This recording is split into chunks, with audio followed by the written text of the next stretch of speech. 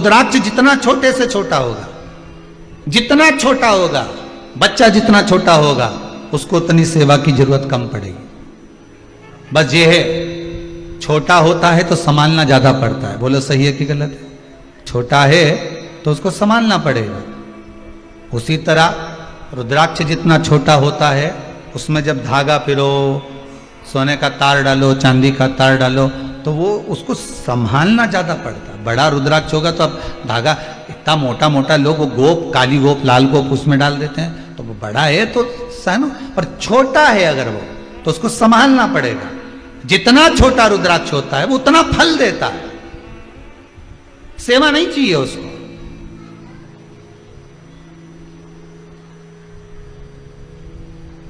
उसको सेवा की बहुत कम जरूरत पड़ती है। शिव पुराण कहती है जितना बड़ा रुद्राक्ष होता है, जितना बड़ा रुद्राक्ष होता है। बेंगलोर से रुद्राक्ष भेजा है, कल अगर प्रयास रहेगा, बहुत बड़ा बनाकर भेजा। शायद इतना बड़ा रुद्राक्ष का दर्शन आप करें कि ना करें पता नहीं, पर प्रयास करेंगे आस्था चैनल के माध्यम से उस रुद्राक्ष का हम आपको दर्शन कराएंगे। एक बड़ा सा रुद्राक्ष उसने पेंडल बनाकर भेजा है भक्त ने कि गुरुदेव धारण करें।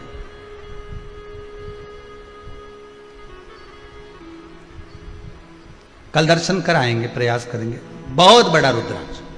अब उस रुद्राक्ष अगर बड़ा है तो उसको इतनी सेवा का जरूरत नहीं है, पर जो छोटे से छोटा है, बड़े को तो सेवा चाहिए, पर जितना छोटा होगा, जितना छोटा उतना सुख देगा। कितना सुंदर लिखा है, छोटे रुद्राक्ष की माला, छोटा जो रुद्राक्ष होता है उसकी माला कैंसर का जो मरीज होता है,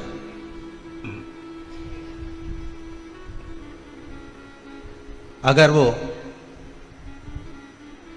फर्स्ट स्टेज का कैंसर भी है, छोटे रुद्राक्ष अगर अच्छे हैं, 3 मुखी से लेकर 5 मुखी, 7 मुखी, 9 मुखी, 11 मुखी छोटा रुद्राक्ष मिल जाए, उसकी माला अगर पानी में डाल दी जाए और उस पानी को वो मन का ही डाल दो, उसी का पानी थोड़ा थोड़ा कैंसर के मरीज को सुबह दोपहर शाम श्री शिवाय नमस्तुभ्यम का जाप कर कर, पंचाक्षर ओम नमः शिवाय का जाप कर कर, शंकर शिव का नाम लेकर, महाकाल बाबा का नाम लेकर, विश्वेश्वर विश्वनाथ का नाम लेकर, केदारेश्वर का नाम लेकर, 12 ज्योतिर्लिंग का स्मरण कर कर अगर वो आचमन करना प्रारंभ कर दे तो कैंसर रोग में भी आराम मिलना प्रारंभ हो जाता।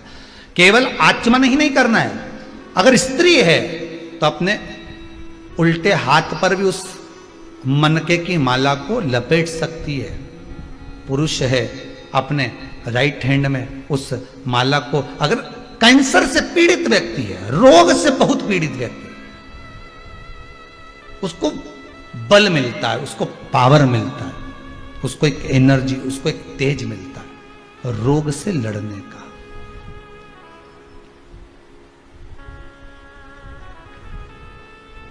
रोग से लड़ने। अब कईयों के मन में आता, गुरुजी क्या स्त्री नारी रुद्राक्ष पहन सकती है? क्यों नहीं पहनेगी? मेरी आद्य शक्ति जगदम्बा, मां गौरा, मां सती, मां उमा, मां कुष्मांडा, चंद्र घंटा स्कंदा, जितनी माताओं का दर्शन करोगे उनके गले में एक रुद्राक्ष की माला जरूर मिलेगी। अगर गले में नहीं मिली, हस्त कमल पर मिलेगी। हस्त कमल पर नहीं मिली तो कहीं ना कहीं उनके पास में उस रुद्राक्ष की महत्वता है। बस एक अंतर है, तुलसी की माला हम पहनते हैं तो उसमें मन के कितने होते हैं? जम के बोलिए जरा। 108। रुद्राक्ष की माला हम पहनते हैं, उसमें समता के मन के नहीं होना चाहिए।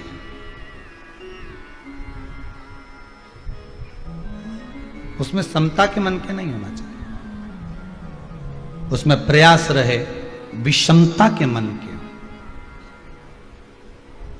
क्यों? उसका क्या कारण है? रुद्राक्ष शिव महापुराण की कथा कहती है कि विषम परिस्थिति में विषमता के मन के उसको भेद देते हैं। ध्यान दीजिएगा, विषम परिस्थिति में व्यक्ति रुद्राक्ष कब पहनता है, व्यक्ति रुद्राक्ष की माला कब धारण करता है, व्यक्ति रुद्राक्ष कब पहनेगा? अरे बोलो तो जब उसको कोई तकलीफ आती है, अब महाराज जी बताओ मेरे को तकलीफ है क्या करूं? सातमुखी रुद्राक्ष पहन ले, मेरा व्यापार नहीं चल रहा, सातमुखी पहन ले, मेरे को ये शरीर में कष्ट हो रहा है, घुटने दुख रहे हैं, कमर दुख रही, पांचमुखी पहन ले, मेरे यहाँ संतान नहीं, नौमुखी पहन ले, मेरे यहाँ ऐसा हो गया 11मुखी पहन ले, ब्लड प्रेशर गड़बड़ हो गया 12मुखी पहन ले। तो ये रुद्राक्ष कब व्यक्ति पहनता है? जब उसको कुछ कष्ट होता है, मतलब विषम परिस्थिति है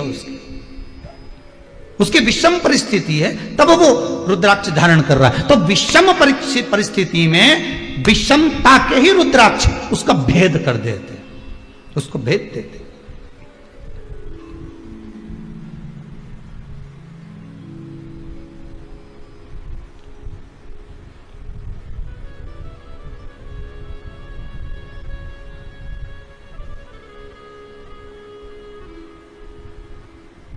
बस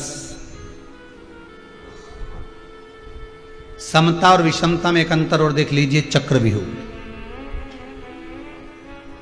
किसको घेरा था? जम के बोलो, अभिमन्यु। कौन गया था अंदर? अभिमन्यु। प्राण छूट रहे हैं, भीष्म पितामह की आंख से आंसू बह रहे हैं।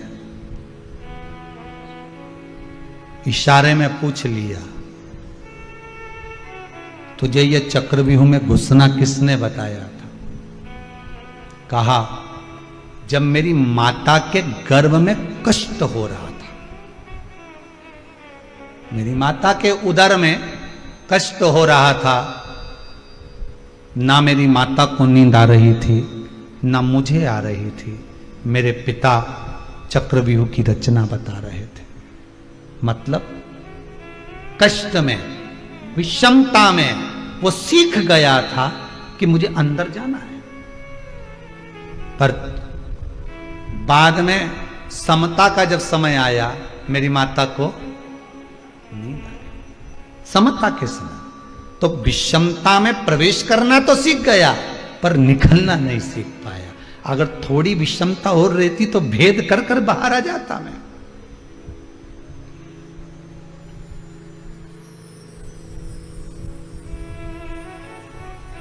भेद कर कर मैं बाहर आता। हमारे यहां पर 3 रोटी खाओ तो घर की माताएं कहती थोड़ा आधा टुकड़ा और लेना पड़ेगा, 3 तिगाड़ा काम बिगड़, लो जरा इतना सा टुकड़ा और लो। अच्छा, रसगुल्ला खाते समय तो नहीं बोलते कि तुमने 3 खाया, एक और लो। या सुनार की दुकान पर 3 आइटम लिए हों और मां बोल दे कि नहीं 3 तिगाड़ा, या तो एक और दिलाओ, नहीं तो एक कम का तो बोलेगी नहीं, एक और दिलाओ। मतलब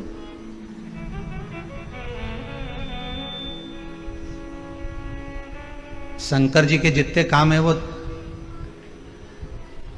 जल की जो पात्र रखा रहता है जलाधारी, वो भी 3 पाए, ब्रह्मा विष्णु महेश।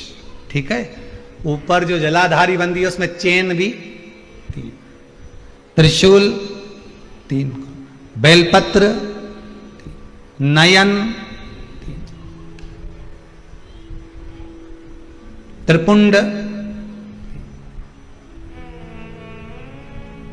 त्रिलोकी का नाथ।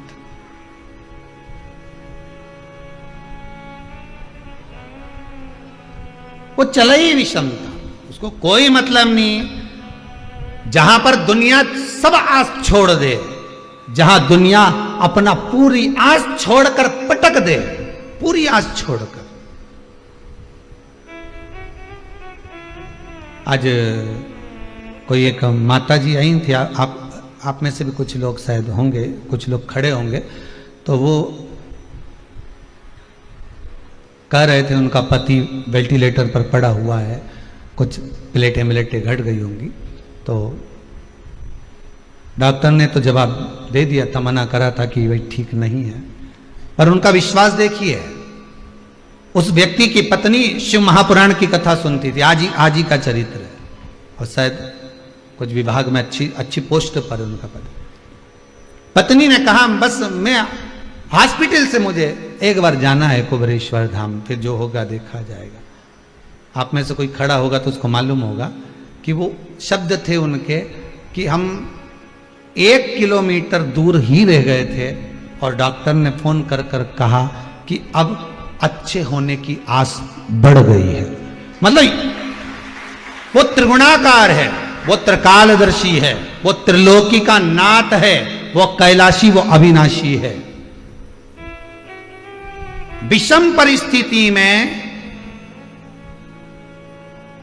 विषमता में रहने वाला ही काट सकता है, समता में नहीं।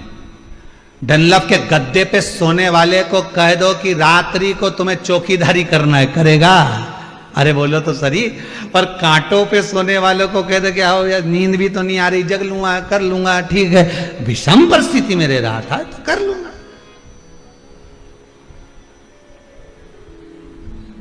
जिसने जिंदगी में कभी नीम का रस नहीं पिया, करेले का जूस नहीं पिया, जरा सा भी कड़वा खाए ही नहीं, और उस व्यक्ति को कह दो कि अब तुम्हारा स्वास्थ्य गड़बड़ चल रहा है, तुम्हें तो करेले का जूस पीना ही पड़ेगा, कि मरी जाऊं पर नहीं पीऊं, तो मरी जाऊं पर नहीं पीऊं, जब करेले का जूस दे और पिला भी दिया जबरदस्ती तो दे नहीं पीऊं, मरी जाऊं पर नहीं पीऊं। शिव पुराण की कथा कहती है। इसलिए ये जो समय चक्र है ना, ये मनुष्य का जो समय चक्र चलता है ना, ये दोनों चीज दिखाता है, सुख भी दिखाता है, दुख भी दिखाता है। सम परिस्थिति भी दिखाएगा तो विषम परिस्थिति भी दिखाएगा, वो विषमता भी दिखाएगा कि विषमता में हमें जीना कैसे है। पहले खूब रसगुल्ला खा लिया, पेड़ा खा लिया, बेन क्या गए थे राखी बनवाने के लिए तो 2-2 4-4 सोन पपड़ी भी खा गए। अब तो क्या शुगर हो गई, अब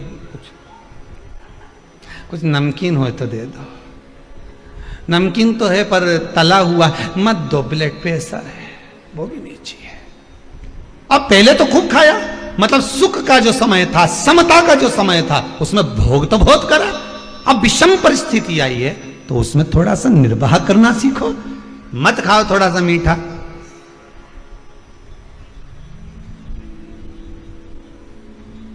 पर गुरुजी शरीर तो मान जाए, पर जाका क्या करूं? ये 2 तोला की है नी, टर टर करे, बस जय गड़बड़ करे। इतनी सी तो धरिए, पर क्या स्वाद चाहिए क्या? बस यहीं तक का स्वाद है। इसके बाद तो लड्डू, पेड़ा, गुलाब जामुन, इमरती, भजिया, पकोड़ा सब नीचे जाके भेला हो गया, मिक्स वेज। अंदर जाके तो सब एक स्वाद कितनी देर का? बस ये जो 2 तोला की दिए नहीं, बस इसी 2 तोला का स्वाद है, बाकी का किसी चीज का स्वाद नहीं है। बस यहीं तक का। इतनी देर में तो क्या जोरदार दही बड़ा बना, पर कल्ला ज्यादा हो गया। जी बात, मतलब स्वाद भी लेते जा रही है तो ये 2 तोला की हिलती भी जा रही है, कल्ला ज्यादा हो गया। गुलाब जामुन तो अच्छी बनी, पर अंदर अंदर गुठली रह गई, ऊपर से काली काली गायब हो गई, सफेद सफेद रह गई। स्वाद ये 2 तोला की बहुत गड़बड़ है। बोल मेरी जीवा हरि हरि, 10-10 भोजन पान करे और राम नाम में मरी मरी। बोल मेरी जीवा, अभी भी नहीं बोली हरि हरि कि मरी मरी। बोल मेरी जीवा हरि हरि, ये 2 तोला की गड़बड़ कर जाती है। बस ये जब हिलती है नहीं तो क्या कर जाए कोई भरोसा नहीं। सारे डिपार्टमेंट भगवान ने दो दिया, हाथ 2 ने, पांव 2 ने, नेत्र 2, नासिका के छिद्र 2 ने, श्रवण शक्ति 2 ने, इसके 1 बनाया। भगवान के भी मालूम था ये गजब कर जाएगी ना, पूरे मोहल्ला में आग लगा जाएगी। 1 ही बनाओ बस, ज्यादा नहीं बनाना इसको, ये बहुत गड़बड़ करती है। भगवान ने बनाया तो बनाया, 3 जगह से बांध दिया। जीवान को कांच में उठाकर देखना, नीचे से कसी हुई है, ज्यादा मत बोलना। तो भी बोली तो क्या 32 सैनिक लगा दो, 32 दांत लगा दिए। कि फिर भी बोले तो क्या फाटक लगा दो, होठ लगा दिए, तो भी चुप नहीं रहे। और बोलने का मौका आ जाए तो कह दे खाया बिना रह जाऊं, पर बोला बिना नहीं। फिर भी बोले।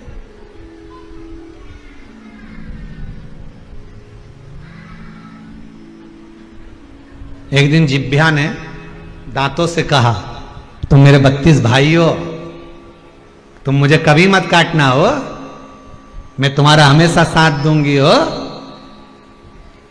32 भाइयों ने हाथ जोड़ के किया, बेन जिभ्या हम तो नहीं काटेंगे, पर तू हमारा ध्यान रखना रही हो, तो किसी से आड़ी टेढ़ी मत किया जाए, नहीं तो एक में 32 की 32 भाई निपट जाएगा।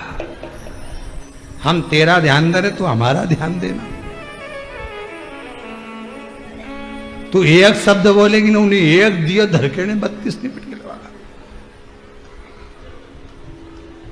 कहीं नहीं बची आप मुंडा में, सोफा सेट ही पूरा गाया।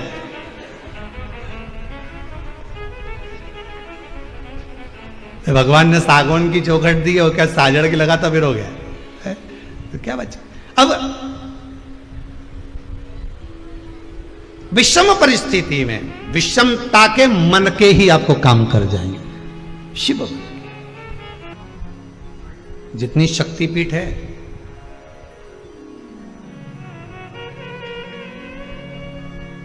इक्यावन अधिक जितनी भी शक्तिपीठ हैं,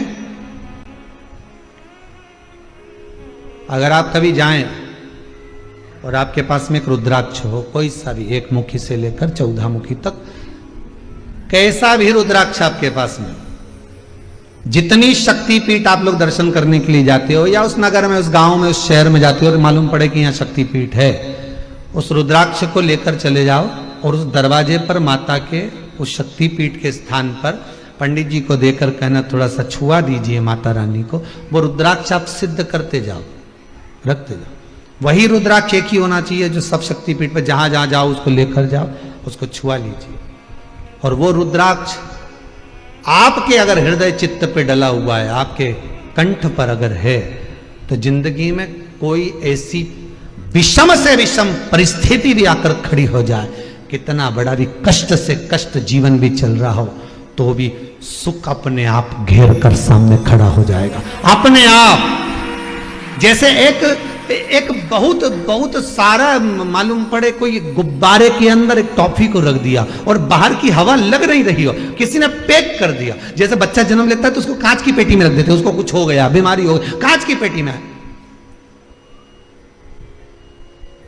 एक बल्ब जला देते हैं, अंदर जो भी प्रकाश होता है उससे उसको तपन होती है, उसका शरीर सही होता है। बस वही रुद्राक्ष आपको घेर लेता है। जैसे रुद्राक्ष गोल होता है, वो आपको चारों तरफ से घेरा हुआ है, कष्ट आने ही नहीं दे सकता।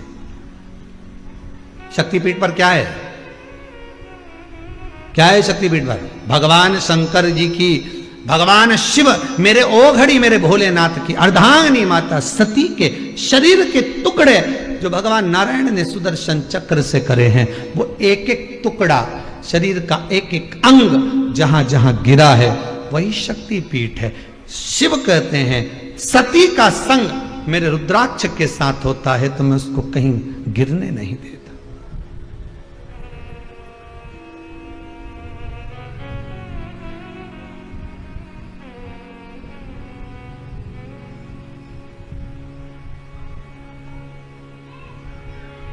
मैं उसको कहीं गिरने नहीं देता।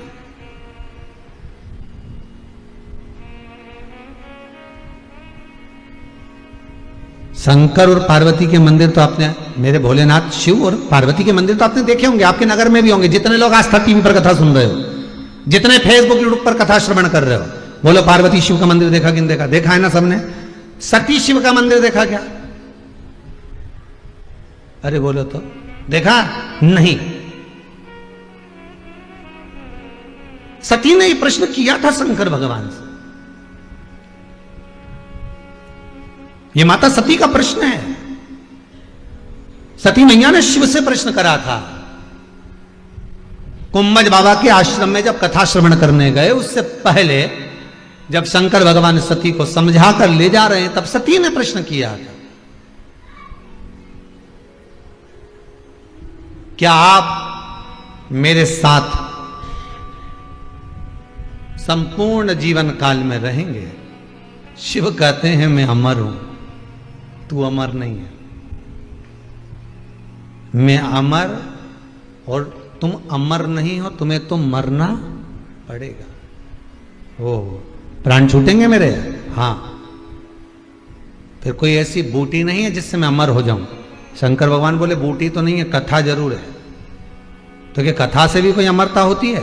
शंकर भगवान बोले मनुष्य जब पैदा होता है तो उसको ये 2 कटोरे दे दिए जाते हैं अमृत पीने के लिए कि इन्हीं अमृत को पीना है और उस अंदर जाएगा तो तू अमर हो जाएगा। अब पी लो तो अच्छी बात। फिर भी चलते चलते सती ने शब्द कह दिया, मान लो अगर मेरे प्राण छूट गए, पर मैं चाहती हूं कि मैं भी इस भूमंडल पर, संसार सागर में, पूरे ब्रह्मांड में, सती कहती है कि मेरा भी एक स्वरूप रहना चाहिए, मेरा भी एक स्वरूप रहे। आप अगर कृपा करोगे तो ऐसा हो नहीं सकता। शंकर भगवान ने कहा सुनो सती, ना जाने कितने तुम्हारे जन्म हुए हैं और आगे भी जाकर तुम्हारे ना जाने कितने जन्म होंगे। सती की योनि से छूटोगी तो कोयल बन जाओगी, क्योंकि यज्ञ के कुंड में कूदकर समाप्त होगी तो कोयल का जन्म लेना पड़ेगा। कोयल की योनि से छूटोगी तब जाकर पितरों की कन्या के गर्भ से तुम जन्म लोगी और तुम्हारा नाम पार्वती होगा। ठीक है, पार्वती आपके साथ रहे, घर घर मंदिर मंदिर देवालय देवालय में पार्वती शिव की पूजन हो, क्योंकि मेरा ही एक स्वरूप है। पर मैं चाहती हूं मेरा नाम, मेरा संबोधन, मेरा शब्द प्रत्येक भूमंडल पर चले। तब शिव ने कहा बोलो तो तुम चाहती क्या हो? सती के शब्द हैं।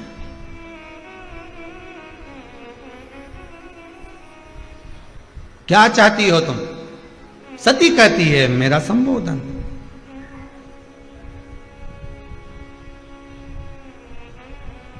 व्यक्ति क्या चाहता है? उसका नाम, संबोधन। शिव जी ने वर दे दिया सती चलो मेरे साथ कुंभज ऋषि की आश्रम कथा सुनने के लिए। मैं तुम्हें वर देता हूं सती, मृत्यु लोक में भूमंडल पर जितनी नारियां, कन्याएं, स्त्रियां जन्म लेगी उसमें एक अंश सती तुम्हारे सातित्व का रहेगा। नारी में एक अंश तुम्हारे सातित्व का रहेगा। जो पति की निंदा नहीं सुन पाई और अपने प्राणों को त्याग दिया, तो नारी में एक अंश सती का रहता है। इसलिए स्त्री को कई बार कहते हैं कितनी सातित्ववान है, कितनी सती प्रिया है।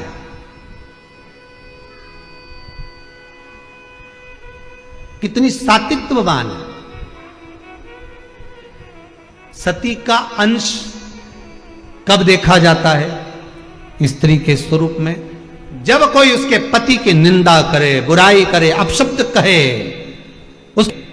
उसके पति पर जब उंगलियां उठाई जाए, हस्तक्षेप किया जाए, ताने दिए जाए, तब सती जैसे पति पिता के सामने जाकर खड़ी हो गई। अपनी बहनों को नहीं गिना, कि माता को भी नहीं देखा, पिता से, जिस पिता ने सम्मुख में खड़े होकर अपशब्द कहे, सती उनसे कहती है मैं अपने पति के लिए आपको भी नहीं देखूंगी, पर कर कुछ नहीं सकती हूं, क्योंकि तुम मेरे पिता हो, तुम मेरे जनक हो, तुम मेरे जन्मदाता हो। अगर आज बेटी अपने पिता पर अग्नि का प्रहार कर दे तो दुनिया क्या कहेगी पिताजी? सती खड़ी रही। चाहती तो माता सती सब कुछ नष्ट कर देती, पर सुन ना सकी पति की निंदा, इसलिए खुद ही भस्म हो गई। सती का सातित्व है।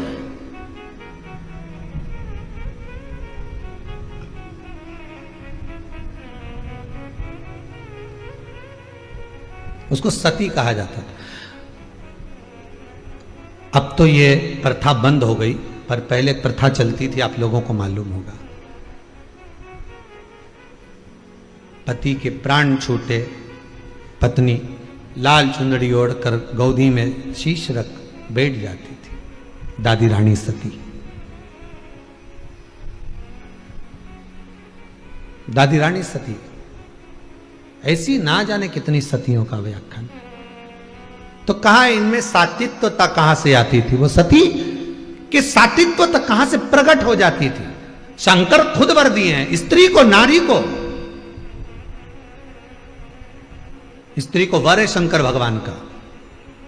अर्ध नारेश्वर शंकर है, अर्ध नारेश्वर, आधा उनका भाग स्त्री का है। शिव ने स्वयं वर दिया स्त्री को। स्त्री को वर देते समय शंकर ने कहा था कि सातित्वता का भाव नारी में रहेगा। नारी अगर चाहे तो किसी की सामर्थ्यता नहीं कि निगाह उठाकर देख ले, कब वो सती अपने असली स्वरूप में प्रकट हो जाए। कब?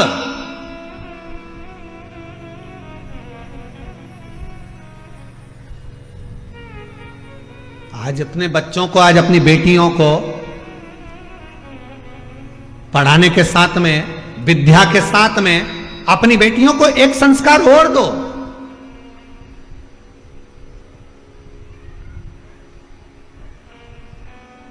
कि वस्त्र श्रेष्ठ पहने।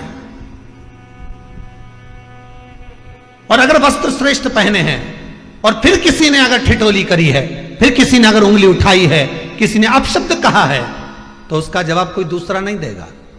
उसका जवाब आपको सती बनकर देना पड़ेगा। सती का मतलब यह नहीं कि भस्म होकर, भीतर से रोकर, अपने आप को तोड़कर, नहीं। सती ने संवाद कराए, दक्ष प्रजापति के सम्मुख में खड़ी हुई है सती। सामर्थ्यता किसकी है? जो आपको निगाह उठाकर देख ले। सामर्थ्यता किसकी है? जो आपके ऊपर कुछ बोल दे, संबोधन कर दे, कोई वाक्य कह दे। सामर्थ्यता किसकी है?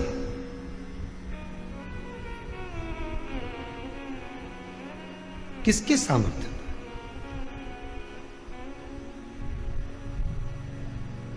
आप में वो बल होना चाहिए, सात्विकता का। शिव कह रहे हैं तो सती मेरा वर है तेरे लिए, मेरा वर है सती तेरे को, और मैं तुझे वर देता हूं।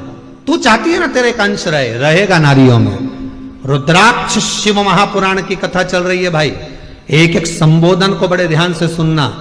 ऐसी रुद्राक्ष शिव महापुराण की कथा सुनने को मिली ना मिली वो पता नहीं, परंतु जीवन को संवार देगी ये रुद्राक्ष शिव महापुराण कथा। जैसे व्रत शिव महापुराण की कथा गई, उससे पहले अन्य कथाओं को अपन ने श्रवण करा, वैसे ही ये रुद्राक्ष शिव महापुराण की कथा, ऐसे ऐसे तत्व इसमें छुपे हुए हैं, उसको निकालना है रुद्राक्ष के माध्यम से।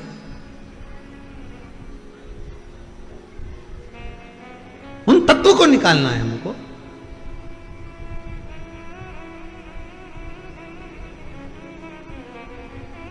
उन तत्व को ग्रहण करना। कहां सती? सती शिव कह रहे हैं तेरे में वो बल है सती। मृत्यु लोक में जो स्त्री, मृत्यु लोक में जो कन्या, मृत्यु लोक में जो नारी, मृत्यु लोक में जो स्त्री जाएगी, उसको तेरा एक अंश दिया जाएगा, तेरा एक अंश दिया। और मेरा इस भारत की भूमि की सभी माताओं को, सभी बहनों को, सभी बेटियों को, सभी जीजियों को मैं हाथ जोड़कर निवेदन करूं, आप में वो बल छुपा है। किसी की सामर्थ्यता नहीं कि कोई आप पर दृष्टि डाल दे, किसी की सामर्थ्यता नहीं कि कोई आप पर उंगली उठा दे। बस आप सती का भाव अपने भीतर रखिए, सात्विकता अपने भीतर रखिए।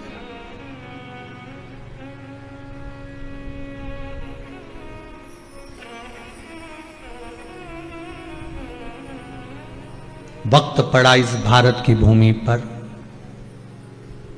तो झांसी की रानी मां अपने पुत्र को शरीर से लपेटकर तलवार लेकर घोड़े पर सवार होकर निकल गई थी, न नजर आती है। माता अहिल्या पूरे इंदौरी में, पूरे मालवा क्षेत्र स्वयं खड़ी थी। वक्त पड़ा, दुर्गावती ने भी साथ दिया। वक्त ये सती का सातित्वता का भाव दर्शाया, सातित्वता का भाव सम्मुख में आया। विषम परिस्थिति में भी नारी आपका साथ देवे तो समझ लेना कि ये सातित्ववान है। विषम परिस्थिति में भी स्त्री आपका साथ देवे, समझ लेना सातित्ववान है। और मालूम पड़े पति को थोड़ा सा भी दुख आया, कर्जा ज्यादा हो गया, कुछ भी नहीं, और पत्नी माई के जाके बैठ जाए, समझ लेना सम परिस्थिति है। बड़ा कठिन, बड़ा विचित्रम। थोड़ा थोड़ा समझिए, आया है बुरा वक्त, थोड़ा दिखाने के लिए आया। बुरा वक्त आता है, और एक का नहीं सबका आता है। समय आएगा, पर वो कुछ सिखाने के लिए आएगा, कुछ सीख देने के लिए आएगा। सीखना हमको है, समझना हमको है। पिछली कथा का याद कर लो, अपनों में छुपे गिरों को पहचानना और गिरों में छुपे अपनों को पहचानने के लिए बुरा वक्त आता है। हमें अपनों को, अपनों में छुपे और गेरों में छुपे अपनों को पहचानना है कि बुरे वक्त में ही दिखाई देंगे ये अपने हैं कि नहीं है, ये पराए हैं कि नहीं। रुद्राक्ष शिव महापुराण की कथा कर रही है। छोटे से छोटा रुद्राक्ष फल देता है और वो फल आनंदित देता है। यशोदा मैया जिस अश्रु के बल पर बेटी के घर में पुत्र लेकर आ जाती हैं, फिर कहूंगा रोने वाला पूर्व में रोया हुआ व्यक्ति ही ये रोए हुए व्यक्ति को चुप करा सकता है, क्योंकि मन की दशा को जानता है। शंकर भगवान के नयन का अश्रु है रुद्राक्ष, इसलिए रुद्राक्ष आपके गले में है, कंठ पर है, हस्त कमल में है, तो वो रोने तो नहीं देगा। बस विश्वास हो और असली हो। अश्रु सब बोल जाते हैं कि क्या कहना चाहते हो, क्या कहना चाह रहे हो। आपके नैनों के अश्रु बोल जाते हैं।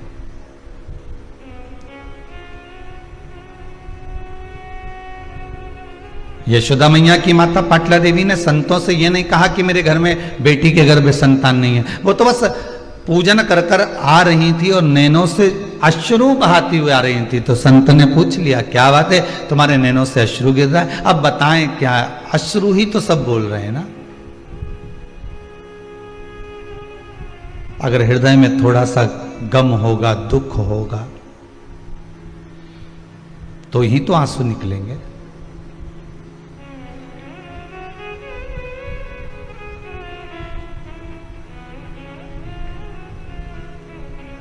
संत बोले,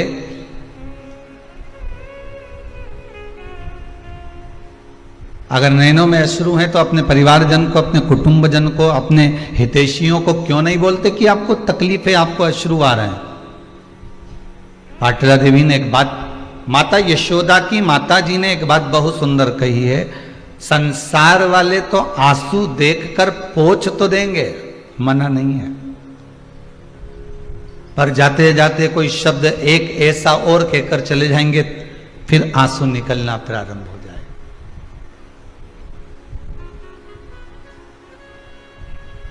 तुम तो नदी के किनारे पर खड़े थे, तुम तो तालाब के किनारे पर खड़े हो, नदी के किनारे पर खड़े हो, आप तो कुआं और बावड़ी के पास में खड़े हो। दूसरा कोई आपको धक्का दे ना दे, दूसरा आपको कहीं पीछे से धकेले ना धकेले, पर यह पक्का है कि कोई अपने को अगर मालूम पड़ गया कि ये कुएं की पाल पर है, ये नदी के घाट पर है, ये सरयू आदि आदि की जितनी भी नदी तालाब सरोवर के घाट पर है, तो ये पक्का है कि कोई अपना आकर धक्का जरूर दे जाए। पर यदि देवाधिदेव महादेव में अगर ये मन लगा हुआ है, ये चित्त वृत्ति हम भगवान में लगाकर बैठे हैं, राम में, कृष्ण में, शिव में, भवानी में, जगदम्बा में, दत्त में, आपकी चित्त वृत्ति अगर परमात्मा में लगी है तो धक्का देने वाला भले धक्का दे, पर अगर भगवान का स्मरण कर कर अगर हम गिर भी गए पानी में तो ये पक्का है कि जिसका हम स्मरण कर रहे होते हैं वही हमें हाथ में झेल कर उस तालाब से, उस नदी से बाहर निकाल देता है। जिसका हम स्मरण कर रहे होते हैं, जिसकी भक्ति में हम रमे हुए होते हैं।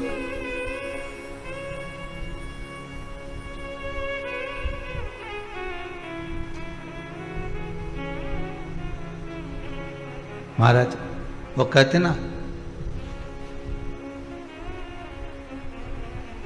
ले ले हरि का नाम नहीं, यही एक तरने का उपाय है। यही है कि ले हरि का नाम यूं ही तर जाएगा। केवल भगवान के नाम से कलियुग केवल नाम आधारा। ले हरि का नाम यूं ही तर जाएगा, धन दौलत और माल धरारे जाएगा।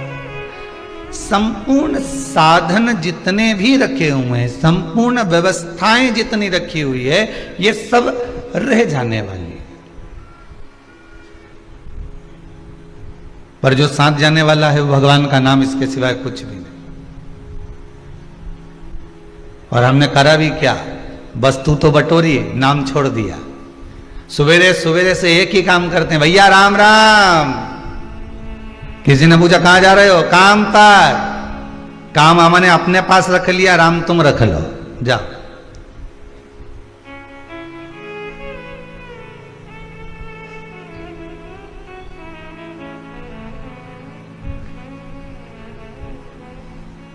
और अगर आप कभी अपने भी प्रयास करा होगा, कोई कोई व्यक्ति जो भगवान की कथा नहीं सुनता, जो भगवान के मंदिर नहीं जाता, जो देवालय नहीं जाता, जो धर्म सत्कर्म नहीं करता, कभी कभी आपने भी प्रयास करा होगा उसको बोलने का, क्यों मंदिर नहीं जाती? एक वजह से कथा आ रही है, रुद्राक्ष शिव महापुराण की कथा चल रही है, सुनो कथा को। मंदिर नहीं गई तू? जिस व्यक्ति को हम कह रहे हैं कि कथा सुनो, जिस व्यक्ति को हम कह रहे हैं मंदिर जाओ, देवालय जाओ, तीर्थ जाओ, दर्शन करो, भजन करो, कीर्तन करो, नाम जाप करो, वो उल्टा आपको ज्ञान देना चालू कर देगा। अरे क्या करो, पूरा लॉकडाउन बैठ के यही तो करा था। अब अभी तो दुकानें खुली हैं तो थोड़ा सा कमा लें। और मालूम पड़े तीसरी लहर और आ गई, वैसे तो बाबा देव अधिदेव महादेव संभालेगा, वो तो सब उसके हाथ में है। फिर अगर कहीं कुछ हो गया तो इसलिए अभी कमाने का मौका मिला है, कमा ले। हम इसको एकाग्रित कर ले, हम कमा ले, मना नहीं है, खूब कमाओ, डट के कमाओ। हम तो देवाधिदेव महादेव से, कुबेरेश्वर महादेव से, भंडारी से यही कहेंगे कि बाबा अगर इनको एक देते हो तो इनको दो दो, खूब दो, कमी मत रखो। पर देने के साथ में इनका मन थोड़ा सा बड़ा करते चले जाना, क्योंकि बिल्डिंग जैसे जैसे बनती चली जाती है, मकान बंगला गाड़ी जैसे जैसे बढ़ते चले जाता है, वैसे वैसे व्यक्ति का दिल मन थोड़ा कंजूसड़ा होते चले जाता है, थोड़ा चित्तवृत्ति थोड़ी कम होती चली जाती। 8-10 फैक्ट्रियां चल रही है, ओ हो 4-6 पेट्रोल पंप है, बहुत बढ़िया। कजन कितनी तो हमने कॉलोनी काट ली, बहुत बढ़िया। इतनी गाड़ियां हैं, एक एक बहू की अलग, बेटा की अलग, ओ बहुत बढ़िया। सेठ भी अलग अलग हैं, हीरा का अलग, कुंदन का अलग, इसका अलग, उसका अलग। हमने कहा बहुत जोरदार। अब उनसे पूछा जाए कि आपने इतना सब कुछ करा, अपने जीवन काल में आपने भगवान का भजन कितना करा, आपने शिव महापुराण की कथा कितनी करवाई, अपने जनमानस के लिए, संसार के लोगों के लिए कोई प्याऊ खुलवाया, संसार के लोगों के लिए कोई मंदिर बनवाया, संसार के लोगों के लिए कोई बाग बगीचा बनवाया, संसार के लोगों के लिए कोई बेलपत्री का पौधा लगाया, संसार के लोगों के लिए कोई शमी का पौधा लगाया, संसार के लिए तुमने किया क्या? ये तो करा तुमने अपनी पत्नी के लिए, ये तो किया तुमने अपने बच्चों के लिए, ये तो किया तुमने अपने परिवार के लिए, अपने कुटुंब के लिए, अपने लिए करा, संसार के लिए क्या करा? कथा, इन कथाओं की लाइन में कथा में पहले कहा था, व्यक्ति नहीं बनना हमको, केवल हमको व्यक्तित्ववान बनना।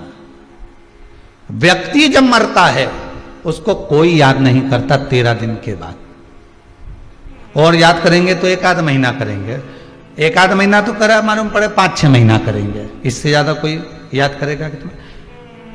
कथा में कहा था पहले भी कि हमें व्यक्ति बनकर नहीं जाना, हमको व्यक्तित्ववान बनकर जाना। व्यक्ति बनकर जाओगे तो घर में केवल एक फोटो टंगा रहेगा और उस पे भी माला प्लास्टिक की चढ़ी रहेगी, 16 श्राद्ध में उतरेगा, कंडा जलाकर उस पे धूप छूटेगी, इससे ज्यादा कुछ नहीं होगा। पर व्यक्ति बनकर गए तो फोटो लगा घर के अंदर, व्यक्ति बनकर गए तो धूप भी छोटी घर के अंदर, व्यक्ति बनकर गए तो माला भी चढ़ी घर के अंदर। पर व्यक्तित्ववान बनकर जाओगे तो कहीं फोटो लगाने की जरूरत नहीं है, क्योंकि व्यक्तित्ववान व्यक्ति जब जाता है तो दिल में फोटो फिट कर चले जाता है, सबके हृदय में फोटो फिट कर जाता है कि ये इनके हृदय में उस व्यक्ति का, उस व्यक्तित्ववान व्यक्ति का फोटो लगा हुआ।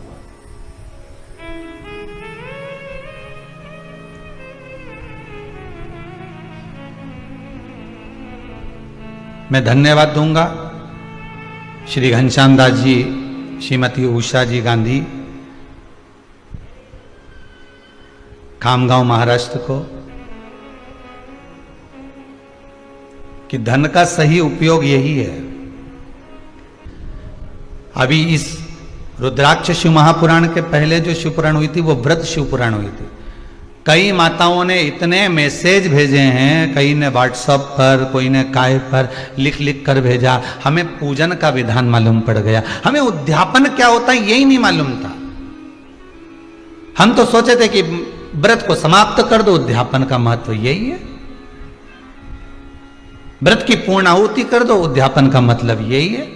हम तो ये सोचते थे कि कोई अनुष्ठान पूरा हुआ तो उद्यापन कर देना, पर मालूम ये पड़ा कि उद्यापन करने के बाद उस वस्तु पर सील, उस व्रत पर, उस उपवास पर सील ठप्पा लग जाता है कि अब ये तुम्हारा हो गया। हमको ये नहीं मालूम था कि ये व्रत अब हमारा हो गया, हम तो उद्यापन कर देते थे।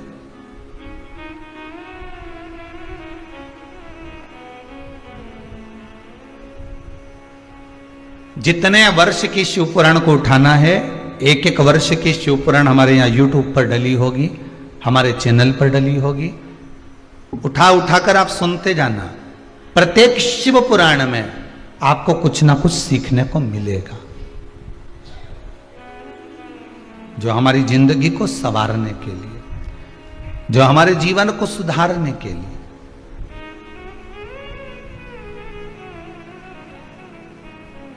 केवल माला लेकर बैठे रहे, 2 घंटा 4 घंटा तक जपते रहे, इससे परमात्मा की प्राप्ति का साधन नहीं। हमने देखा है माताएं, पुरुष वर्ग अपने घर घर के ठाकुर जी को लेके डलिया में जाते आते रहते हैं, आपने भी दर्शन किया होगा। घुमाओ मना नहीं है, ठाकुर आपका है, आप ठाकुर के हो,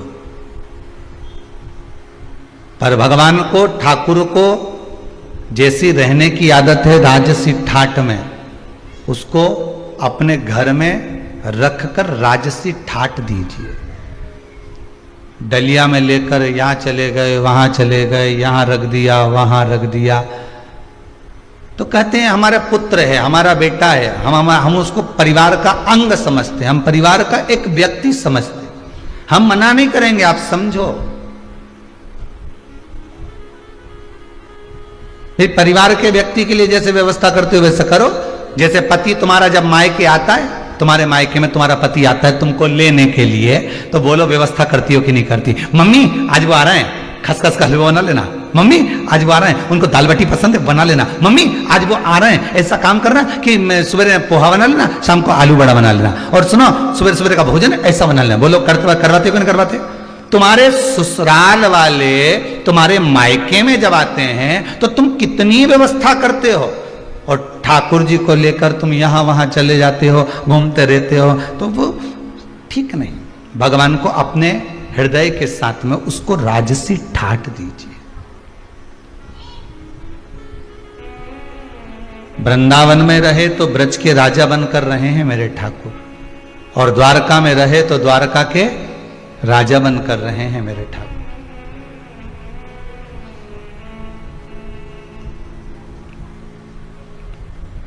अभी एक बार तो कहा हमने देखा था कहीं पर कि कोई माताएं तो ऐसे राधा कृष्ण थे, उनको एक हाथ में राधा को पकड़ी थी, एक हाथ में कृष्ण को पकड़ी थी और चली जा रही,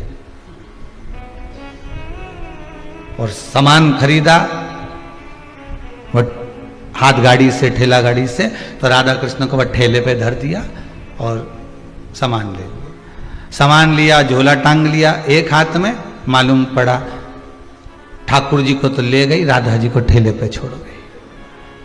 फिर याद आया उसको, फिर आई, फिर राधा जी के भी, फिर अभी तक दो हाथ में थे, अब दोनों को एक ही हाथ में उठा लिया।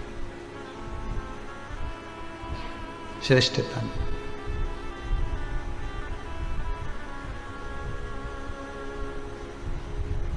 अगर हम ही हमारे ठाकुर को इस तरह से रखेंगे तो जनमानस क्या सोचेगा? आपकी भक्ति है,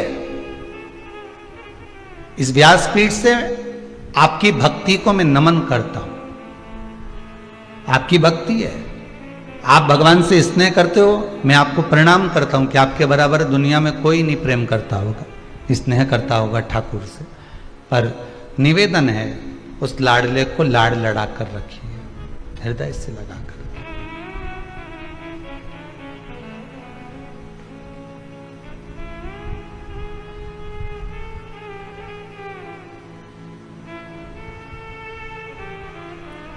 और चित्त वृत्ति में अगर वो समाया है तो फिर क्या सोचेगा?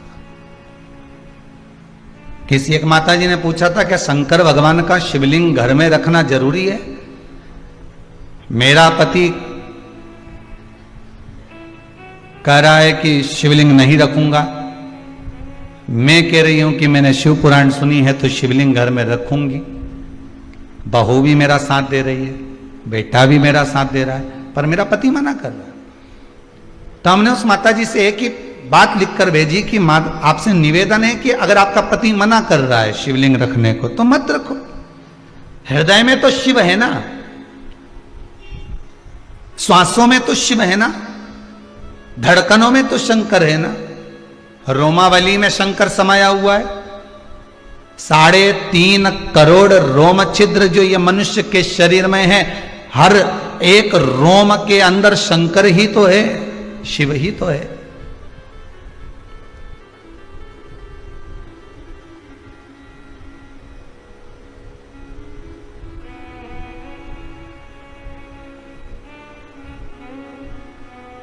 हम नर्मदा जी नहाने गए थे, वहां से शंकर जी लेके आए, इतने बड़े शंकर जी। गुरु जी बताओ कहां रखे? हमने कहा लाने का कौन ने बोला था तेरे को? वो इतने बड़े लेके आई है तो कोई मंदिर की लाई होगी ना? नहीं, वो तो सब ले जा रहे थे तो हमने कहा हम भी ले चले। अच्छा, शिव पुराण कह रही है एक छोटा मात्र एक तिल बराबर का भी अगर कंकर है तो वो शंकर है। आप उसमें तो भगवान का दर्शन करिए, आप उसमें तो भगवान का दीदार करिए।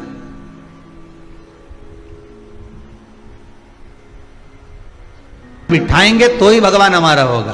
किसी किसी के यहां शादी में, ब्याहों में लड्डू गोपाल देते हैं कन्यादान में। अब लड्डू गोपाल जी दे तो देते हैं वो कन्यादान में। अब ईमानदारी की बात है, वो लड्डू गोपाल जी को कन्यादान में किया तो जितने भी लोग उनको लेके गए तो वो जो बर्तन नहीं होते नहीं कन्यादान के, ने हंडा ने बाल्टी ने टंकी ने सब सामान, वो उसी में वो डाल के ले गए।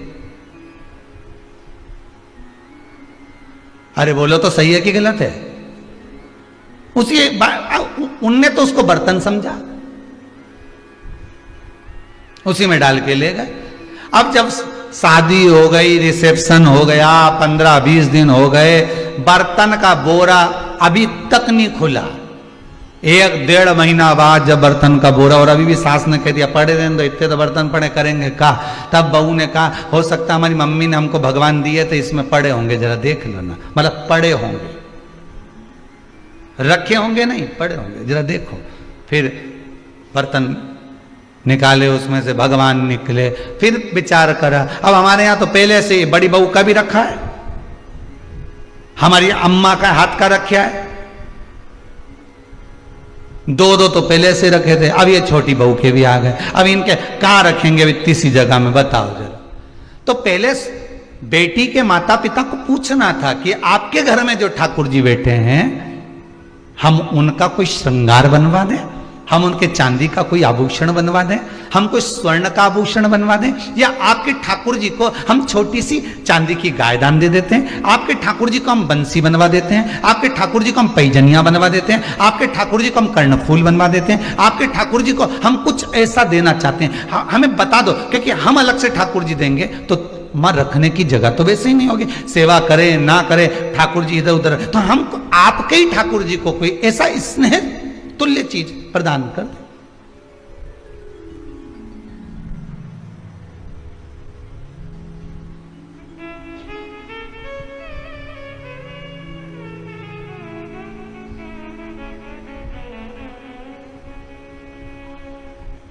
लोग वो बकरी की चाल, भेड़ चाल बोलते हैं ना, ऐसे चलते हैं। पहले क्या होता था, जब बुलावा होता था, किसी के यहाँ शादी हो, मंडप हो, ब्याह हो, तो उसमें जो गिफ्ट आइटम बंटते थे ना, तो एक जैसा इन्होंने पानदान बांटा, तो पानदान ही चलेगा। एक जगह की शादी में गए, वहां पे भी पानदान मिल गया, दूसरे की शादी में गए, वहां भी पानदान मिल गया, तीसरे की शादी में गए, वहां भी पानदान मिल गया, चौथे के यहाँ गए, वहां भी पानदान मिल गया। इतना पानदान घर में इकट्ठा हो गया और अभी तक पेटी में पड़ा है। कई कई का तो काला पड़ गया। अब निकाल लूंगे दिवाली पे, जब ये बेकार हो जाएगा। अब वो ही इतना चल रहा है कि वो निकालने का फुर्सत ही नहीं मिल रहा।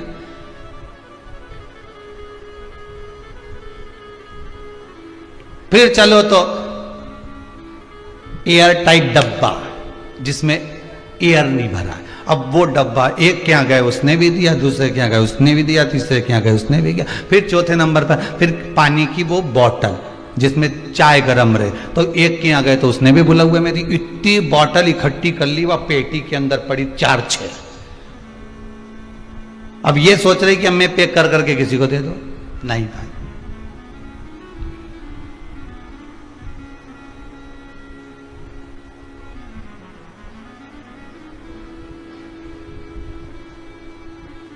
उसको जो अच्छा लगता है वो आप दीजिए।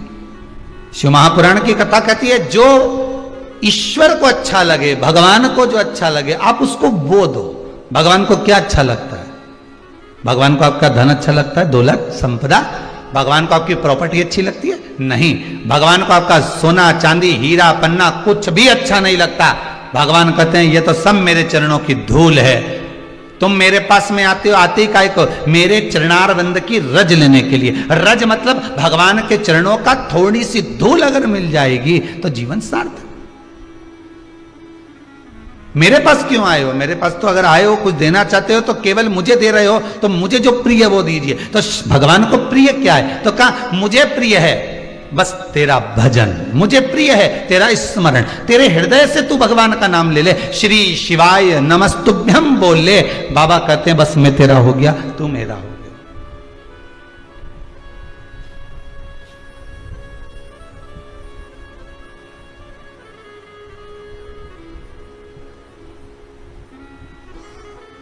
भोले तेरे चरणों की घर धूल जो मिल जाए, सच कहता हूँ भोले तकदीर बदल जाए। भोले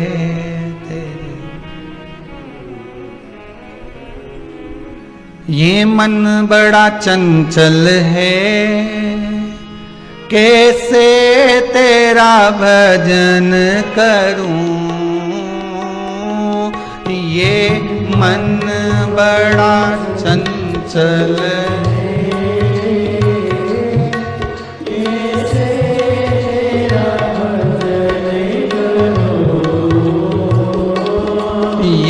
मन बड़ा चंचल है, कैसे तेरा भजन करूं। ताली से बात।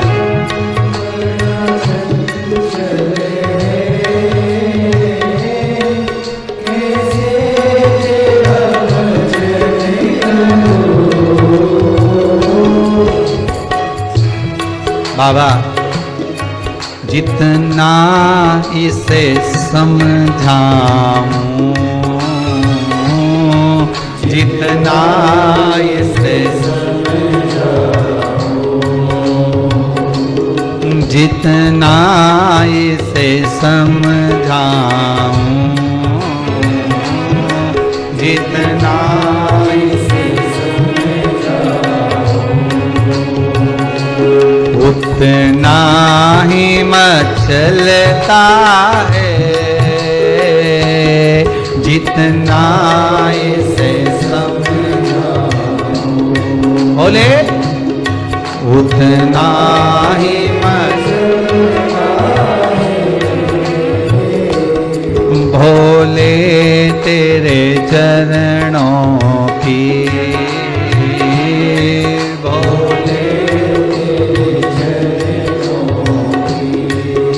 हर भोले।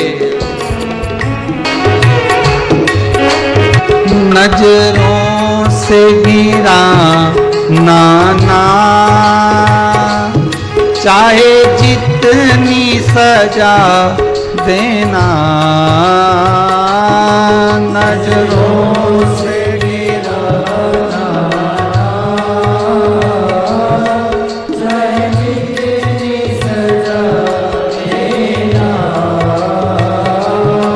नजरों से गिराना ना,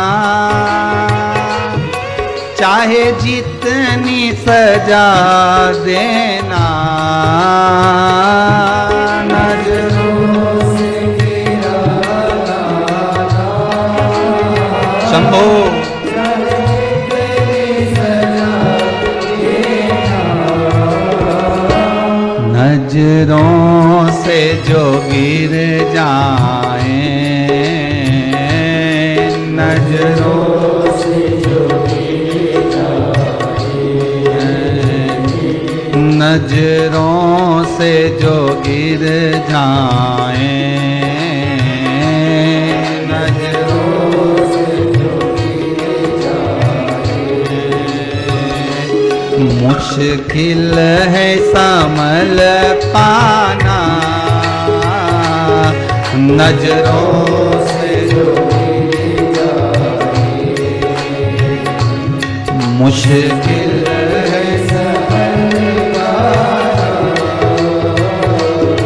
भोले तेरे चरणों की, भोले तेरे चरणों की, कर धूल जो मिल जाए, भोले तेरे चरणों की, कर धूल जो मिल जाए, सच कहता हूँ भोले, सच कहता हूँ भोले, तकदीर बदल जाए, सच कहता हूँ भोले, तकदीर बदल जाए, सच कहता हूँ भोले, तकदीर बदल जाए, सच कहता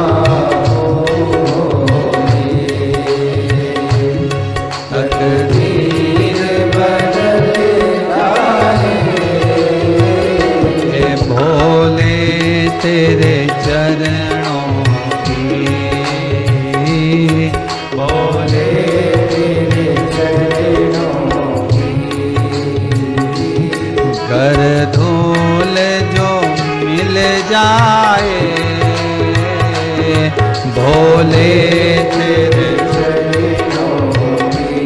हे शंकर हे त्रिकालदर्शी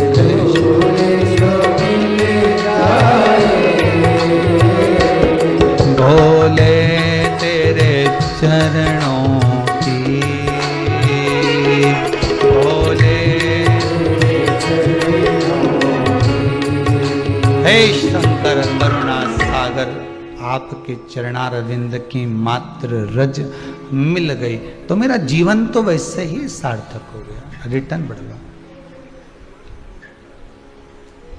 मेरा जीवन तो वैसे ही सार्थक हो गया। उसकी सार्थकता, उसकी आनंदता, उसकी उमंगता आपके चरणारविंद की रज से है, चरणों की रज। ये जरूरी नहीं है कि घर में शिवलिंग होना बहुत जरूरी है। हम तो कहेंगे शिवलिंग है आपके घर में, अच्छी बात है, सेवा करो, चाकरी करो, दर्शन करो, कथा स्मरण करो, पूजन करो, पाठ करो। शिवलिंग लाने का मन है आपका तो हम तो करबद्ध हाथ जोड़कर निवेदन करेंगे कि शिवलिंग भी लाना तो ऐसा लाना कि जिस पर कोई वस्तु आप समर्पित कर दें तो उसको पा लें। जैसे नर्मदेश्वर शिवलिंग, नर्मदा जी के जल से निकला हुआ शिवलिंग ऐसा होता है कि उस पर कुछ भी चढ़ाकर आप खा सकते हो, कुछ भी समर्पित कर कर आप पा सकते हो। बाकी के जितने शिवलिंग हैं नर्मदेश्वर को छोड़कर, उनको अगर कोई वस्तु टच हो गई तो उसको आप पा नहीं सकते। फिर वो बैरागी, त्यागी, साधु, सन्यासी, तपस्वी, साधक, उपासक के लिए रहेगा, वो फिर आपका पाने के लिए नहीं रहेगा। वो संत के लिए, साधु के लिए, जिसने अपना घर गृहस्थी परिवार सब छोड़ दिया हो, फिर वो उसका है, फिर उसके लिए। और अपन तो गृहस्थी हैं, घर में रहने वाले हैं। कभी कभी शंकर भगवान का स्नान कराएंगे, अभिषेक करेंगे तो दूध दही का पंचामृत चरणामृत भी ले लेंगे। अपन तो गृहस्थी है।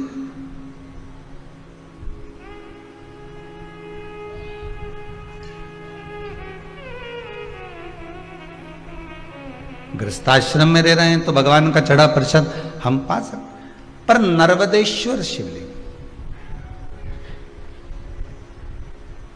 इसलिए भगवान भूत अधिपति भूतेश्वर भगवान शंकर को जो भोग लगाया जाता है, सामने थाली रख दी जाती है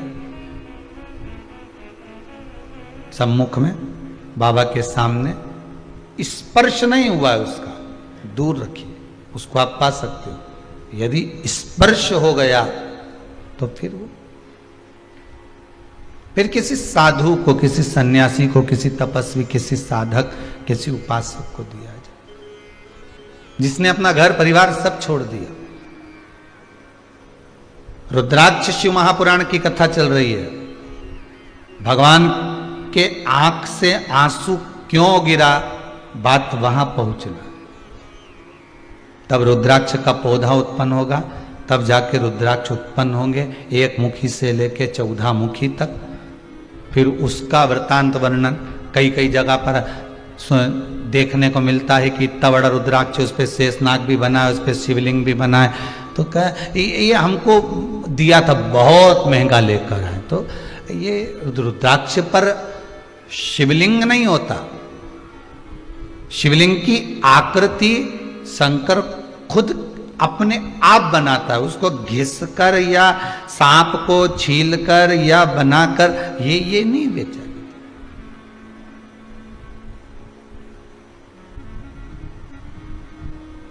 किसी ने पूछा एक बार कि गुरुदेव, ये जो रुद्राक्ष होता है जिसको अपन पहनते हैं, धारण करते हैं, जिस रुद्राक्ष को अपन पहनते हैं,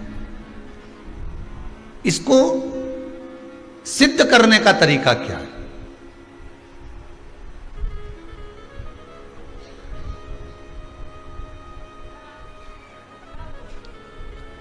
अच्छा, सिद्ध नकली भी हो जाता है और सिद्ध असली भी हो जाता है। अब इसको भी समझ लेना जरा अच्छी तरह से। प्लास्टिक का जो रुद्राक्ष होता है, नकली जो रुद्राक्ष होता है, सिद्ध वो भी किया जाता है, लोग अब सिद्ध करते ही हैं उसको। और असली का जो रुद्राक्ष होता है उसको भी सिद्ध करते हैं। तो कहा महाराज जी दोनों में अंतर क्या है?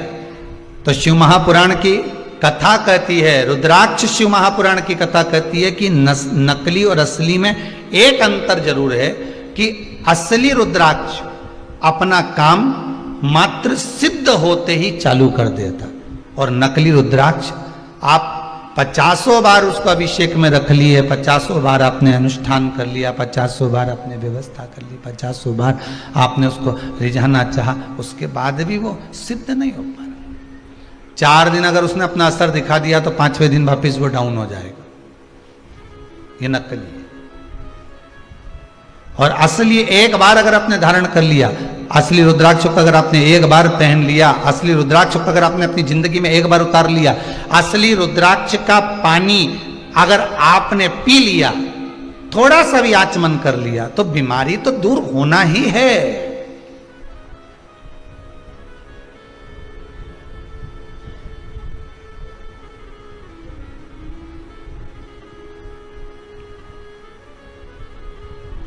नकली और असली में अंतर यही है। असली रुद्राक्ष को तो सिद्ध करने का एक ही तरीका, जो 14 मुखी तक रुद्राक्ष का जो मंत्र दिया गया है, उस मंत्र का स्मरण कर लो, उस मंत्र का जाप कर लो, उस मंत्र का भगवती स्मरण कर लो। और अगर वो भी नहीं कर सकते तो क्या लिखा है शिव महापुराण में?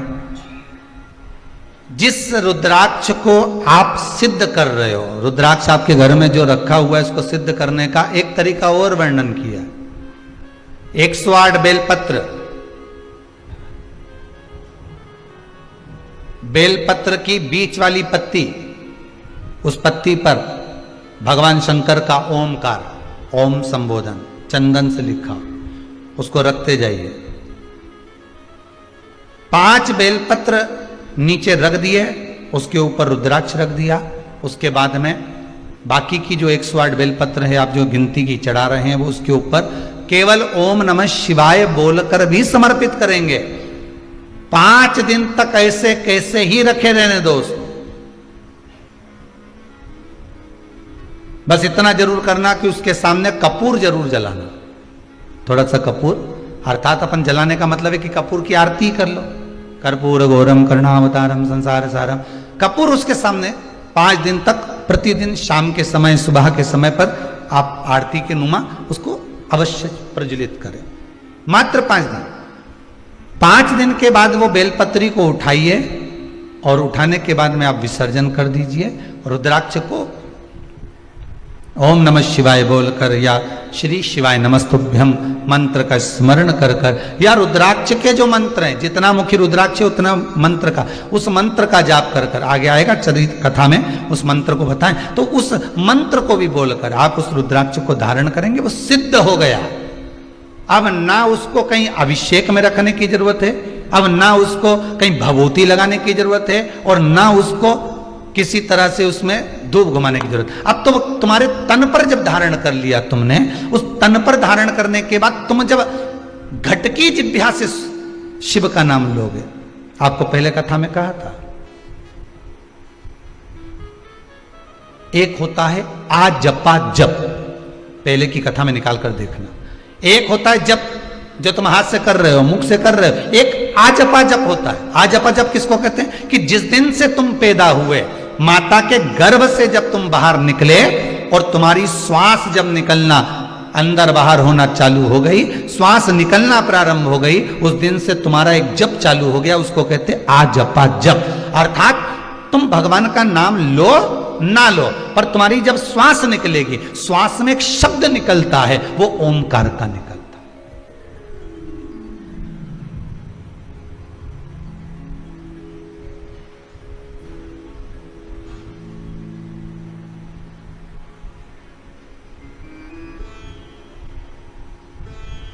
अब एक बार कथा में कह दिया कि ये श्वास निकली है तो इसमें शब्द भगवान का निकला है, तो कहे रात को जो सोते हैं और घुर्राटा भरते हैं उनका क्या होगा? है? रात को सोए और घुर्राटा भर रहा है, तो वो भी तो श्वास निकल रही है। तो हमारा निवेदन है, कभी कभी शंकर भगवान रुद्र रूप भी ले लेते हैं, ये तो रूप पर आधारित है। कभी कभी शिव रुद्र रूप में गए।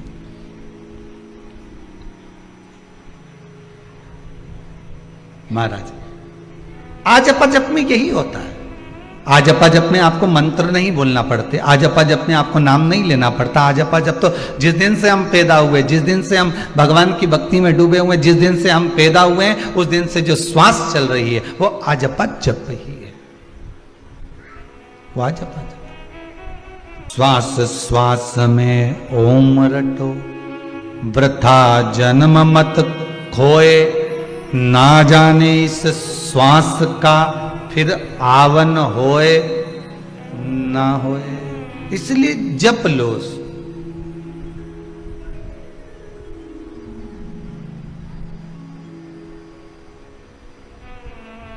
तो रुद्राक्ष जब हम गले में धारण कर लेते हैं, रुद्राक्ष जब हम अपने गले में धारण करते हैं रुद्राक्ष को, और धारण करने के बाद हमारी श्वास का जब आजपा जप प्रारंभ होता है, हमारी श्वास का जब भगवान का नाम जपना प्रारंभ होता है, तो वो रुद्राक्ष चार्ज होते रहता है। रुद्राक्ष को फिर अलग से कहीं ले जाकर सिद्ध कराने की जरूरत नहीं है, वो चार्ज होता रहता है, चार्ज होता है।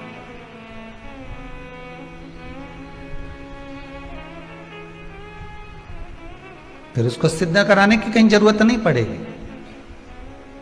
फिर वो चार्ज हो रहा है अपने आप, अपने आप चल रहा है। घी की कटोरी में रख दिया, उससे भी सिद्ध होता है रुद्राक्ष। घी के पात्र में रखने के बाद भी रुद्राक्ष की सिद्धता आ जाती है, पहले भी कथा में कहा।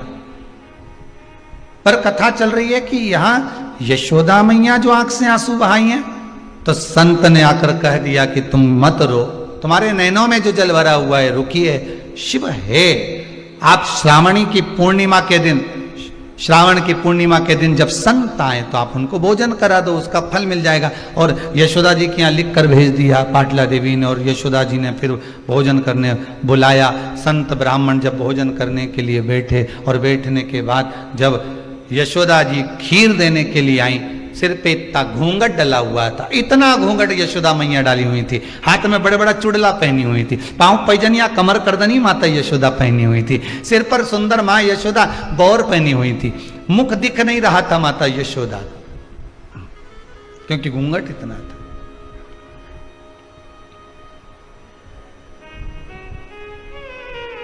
पहले की माताएं करती थी इतना घूंघट,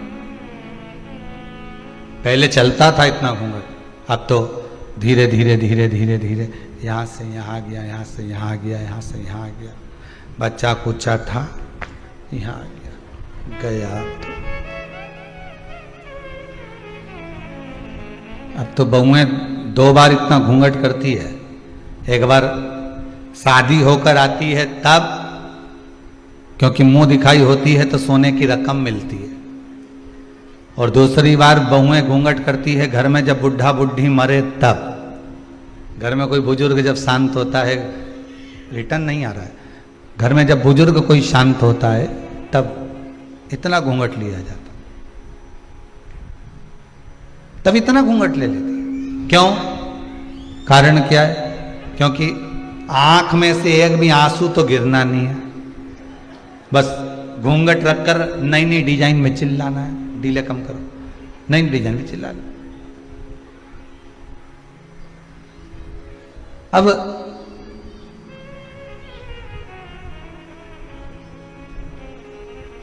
लोगों को भी लगे इतना घूंघट करके रो रही, कितने अच्छे संस्कार हैं इसके। परंतु मेरा कहना है, ये कहने वाले तो कहते थे, पर जब अम्मा जिंदा थी और तब आके देखती तो घूंघट यहां मिलता, यहां।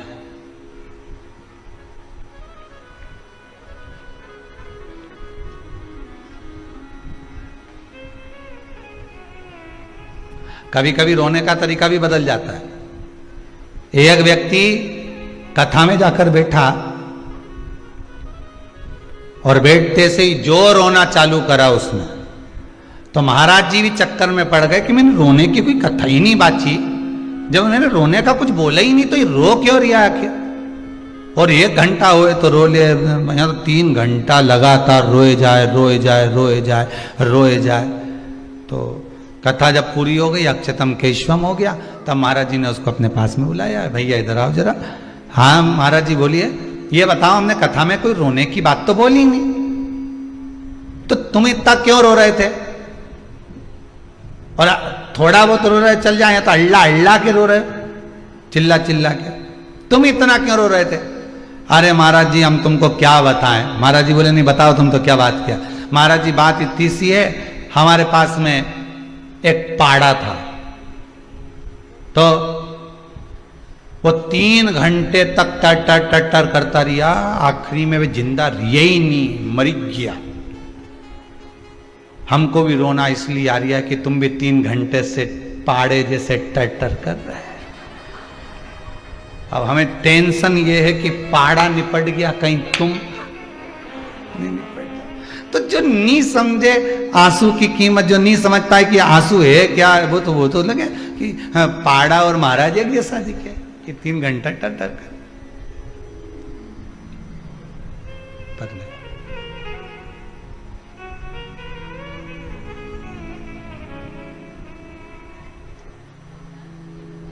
अश्रु की कीमत बड़ी है, आंसुओं की कीमत बहुत है। हम तो कहेंगे इसको व्यर्थ भी मत जाने दो।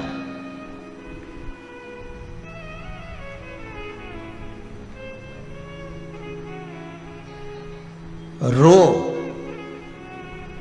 तो उस परमात्मा के लिए रो, संसार के मनुष्य के लिए रोना उत्तम नहीं है। रो तो उसके लिए रो जो दुनिया के लिए कुछ कर कर गया, जो स्वयं खा खा के जोड़ जोड़ के खुद का ही मर गया, उसके लिए क्या रोना। ना राम नाम लीनो तूने भरी जवान, चुल्लू भर पानी में डूब के मर जा। अब इतने बड़े शरीर को तो कुआं भर के पानी चाहिए जब मरे, या कहीं की नदी भरी हो तब मरे। इतना भी पानी नदी में हो तो भी नहीं मरे, इतना बड़ा मनुष्य कहीं मरे? तो इनने तो कह दिया कि तू डूब के मर जा रे चुल्लू भर पानी में। तो बहुत घंटों तक विचार करा, तब समझ में आया कि चुल्लू भर पानी में डूब के मरने का इसलिए बोला कि जो भगवान का भजन नहीं करता, जो कभी कथा सत्संग नहीं सुनता, जो कभी भगवान की भक्ति में नहीं रमता, अपने लिए जी जी के मर जाता है, वो अगला जन्म कीड़े का पाता है, और कीड़ा चुल्लू भर पानी में डूब के मर सकता। इसलिए कहा कि तू डूब के मर जा रे। अरे बोलो तो, जितने लोग आस्था पर कथा सुन रहे बोलो जरा, तो डूब के मर जा रे चुल्लू भर। अब इतना सा पानी में कीड़ा मर सकता है, जो भगवान की भक्ति से दूर है वो कीड़े के तुल्य है। जो भगवान के भजन से दूर है वो कीड़े के तुल्य है, कीड़े के तुल्य।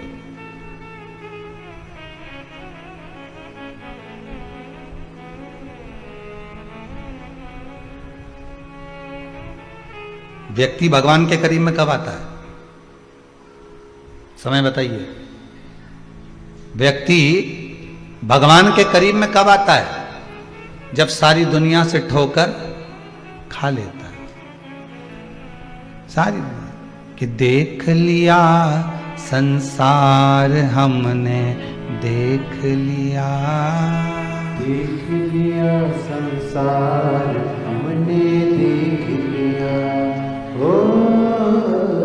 देख लिया संसार हमने, देख लिया, देख लिया संसार हमने, देख लिया, सब मतलब के यार हमने देख लिया, सब मतलब के यार हमने देख लिया, देख लिया संसार हमने, देख लिया, देख लिया संसार हमने, देख लिया, देख लिया संसार हमने, देख लिया, देख लिया संसार हमने, देख लिया।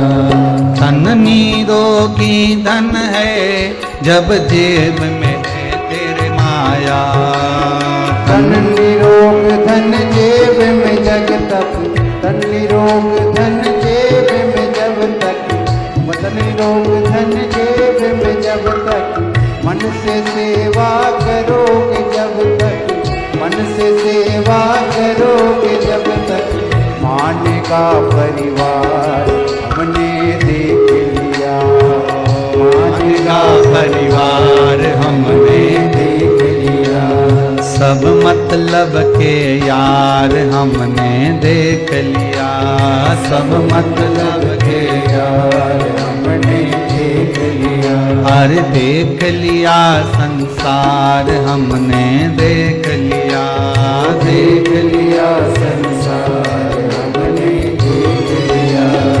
ये संपूर्ण संसार में जितने नजर आ रहे हैं आपको अपने दिखते हैं, पर शिव पुराण कहती है ये सब पूर्व के कर्म के हिस्सेदार, ये पूर्व के कर्म के हिस्सेदार।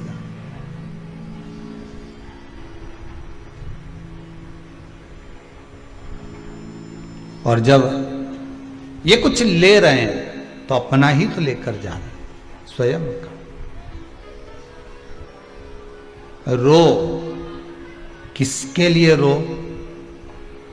आंसू भी बताते हैं कि रोना है तो उस परमात्मा के लिए कि मुझे कब मिलेगा वो।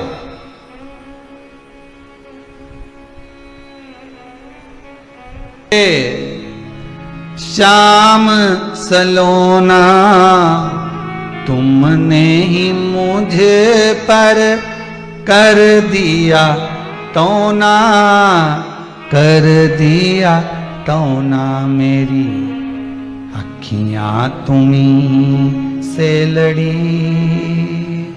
बिहारी जी मैं कब से खड़ी तेरी अखियां हैं जादू भरी। बिहारी जी मैं कब से, बस रुदन हो तो उस परमात्मा से एक बार मिलने का, एक बार उससे मिलन हो जाए बस। कई लोग, अभी तो लॉकडाउन चल रहा है, तो लॉकडाउन के चलते कुबेरेश्वर धाम पर अभी किसी को आने का तो वर्णन नहीं करते, पर कई लोग आ भी जाते हैं। और आ जाते हैं तो उनके कईयों के नैनों में जब जल रहता है तो पूछने में आ जाता है, क्यों रो रहे हो? कोई दुख है क्या आपको? नहीं। शरीर में कोई कष्ट है क्या आपको? नहीं। फिर क्या हुआ जो नैनों से जल बहा रहे हो? बस 2 साल से कथा सुन रहे थे, कब से मन में लगी थी कि जाना है, बस इस भूमि पर पांव पड़ गया तो नैनों में अश्रु भर गए। ये खुशी के हैं, उससे मिलन की आस थी और वो परमात्मा मिला। और हम तो कहेंगे बाबा विश्वनाथ से प्रार्थना करेंगे, जैसे कुबेरेश्वर धाम में आने वालों को आप मिल जाते हो और वो खुश हो जाते हैं, ऐसे ही एक बार कभी स्वयं उनके घर पहुंचकर भी मिल जाओ कि मैं आया हूं तेरे दरवाजे पर, मैं तेरी चौखट पर।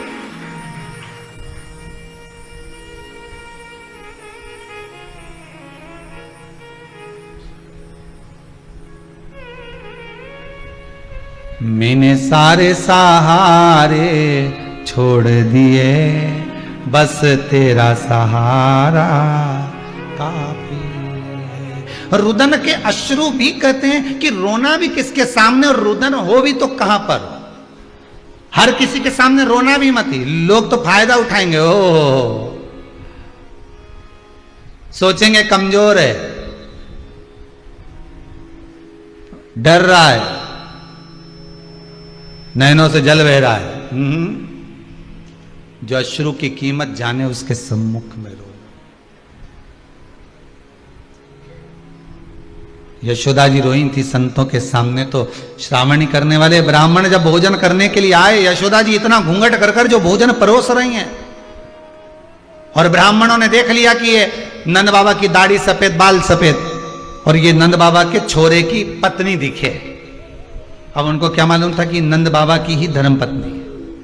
उनको तो लग रहा था कि ये बहू है, उनको तो ये महसूस हो रहा है कि ये बहू है। अब इनके घर में कोई बच्चा नहीं दिख रहा, तो सारे संतों ने खीर खाते खाते, कटोरा तो हाथ में ही था, थोड़ी तो मुंह में, थोड़ी हाथ में, और खाते ही खाते बोल दिए, एक दूसरे को कोनी मारे, इनके घर में औलाद नहीं दिख रही, ये बहू अकेली दिख रही है नंद बाबा की, पर इनका नंद बाबा कोई पोता पोती नहीं दिख रहा। अब इनका छोरा हो तो पोता हो, और ये जिसको बहू समझ रहे हैं वो तो यशोदा जी। तो इन सारे ब्राह्मणों ने भोजन करते करते आशीर्वाद दे दिया, पुत्र भव। इतने में यशोदा जी ने भी घूंघट ऊंचा कर दिया। जो घूंघट ऊंचा करा तो सारे संत एक दूसरे को कोनी मार कर कहे, इसका भी बाल धोला है, ये भी बुढ़िया है। आपने गलत फहमी हो गई। इतने में नंदराय जी बोले, बाबाओं आप आशीर्वाद दे रहे हो पुत्र होने का, 60 का और 55 की, अब बताओ पुत्र कहां से आएगा। अब संतोन भी बेचारे फंस गए आशीर्वाद देके, तो उन्होंने कहा हमारा आशीर्वाद गलत नहीं हो सकता, कहीं से भी आएगा, पर तुम्हारे घर में तो आएगा। अब कहीं से भी आया, पर इनके घर में आया। और संतों का आशीर्वाद कितना विचित्र होता है वो भी देख लीजिए। यशोदा जी के घर में हुई थी लड़की, पर कहा था पुत्र भव, तो आधी रात को चेंज भी हो गया।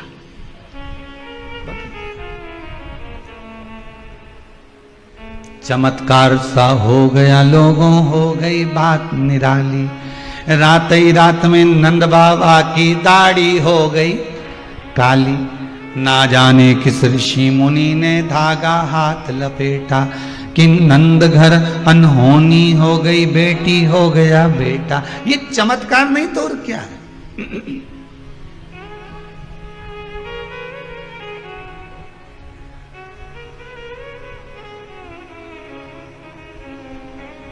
ये आनंद नहीं तो और क्या है।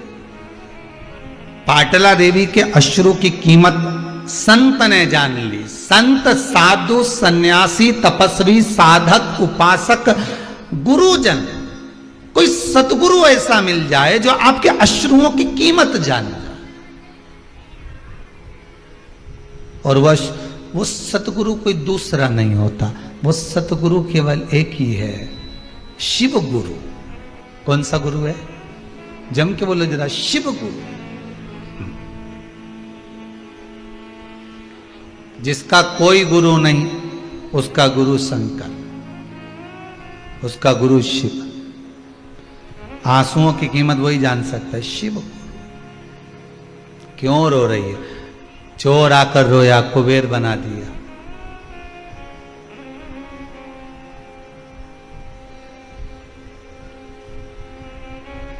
गोष्मा की आंख में आंसू था, बेटा जीवित कर कर पहुंचा दिया। अश्रु देखिए।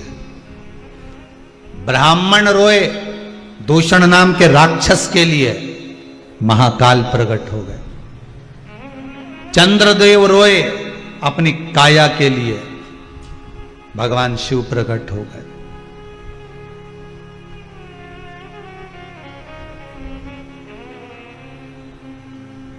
ब्राह्मणों ने तप साधना करी,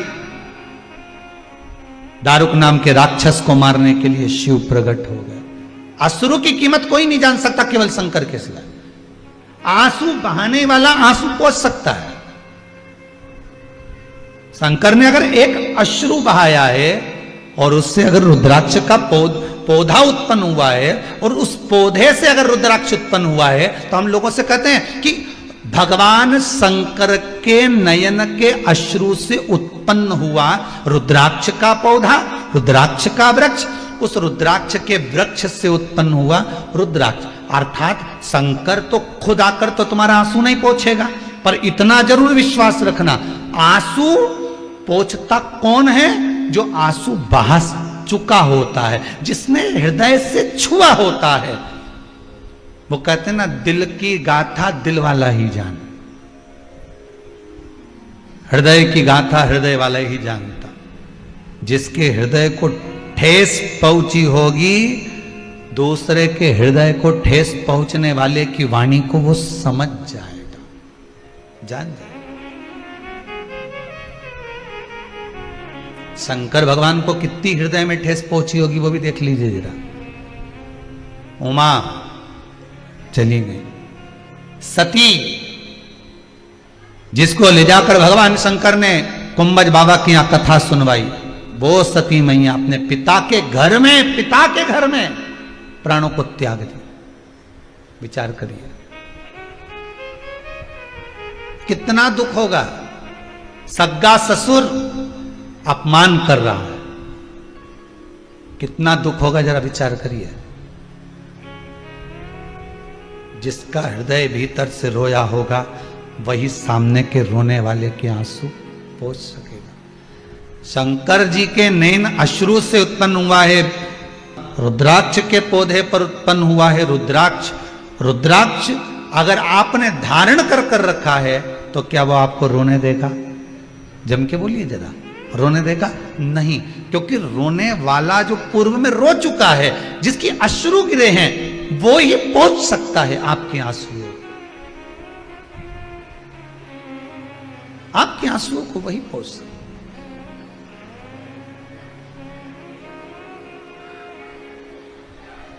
बस वही जान सकता। इसलिए कहा था सब मतलब के यार हमने देख लिया। ये संसार सागर केवल एक हमारे जो पूर्व के कर्म के अनुसार हमें जितने लोग मिलते चले जाते हैं। आपके अगर भक्त मिले हैं, आपके अगर परिचित मिले हैं, आपके रिश्तेदार मिले हैं, आपके कुटुंबी मिले हैं, आपके परिवार वाले मिले हैं, आपके रिश्तेदार मिले हैं, आपके परिवार के जन मिले हैं, पुत्र पुत्री बेटा बहू आदि कादिक जितने भी मिले हैं, ये हमारे पूर्व के कर्म के अनुसार मिले। हम तो यहां तक भी कहेंगे कि अगर गुरु को शिष्य भी मिला है तो पूर्व के कर्म के अनुसार मिला। कोई चेला तो ऐसा होता है जो गुरुजी की सेवा में तत्पर लगा रहता है, और कोई चेला ऐसा होता है जो गुरुजी से भी कुछ कमाने के लिए निकला पड़ा होता है। अगर गुरु को चेले भी मिले हैं ना, तो वो भी पूर्व के कर्म के अनुसार मिले, वो भी पूर्व का कर्म।